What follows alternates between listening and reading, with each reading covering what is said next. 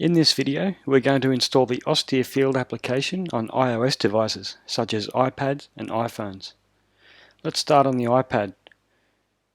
We navigate to the application using Safari and using the URL you're provided, just like you would any other website.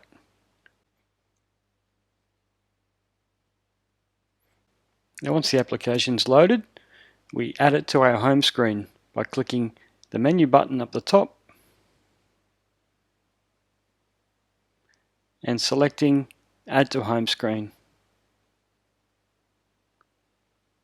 We leave those settings as they are and click Add.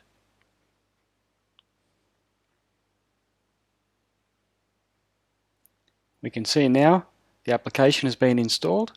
We can open the application in full screen and log in.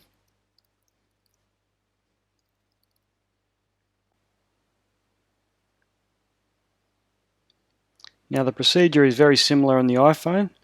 We open Safari and we navigate to the application using the URL you're provided.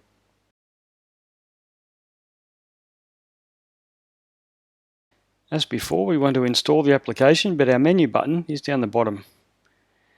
The menu, however, is the same. We scroll down to Add to Home Screen. We leave these settings as they are and we click Add.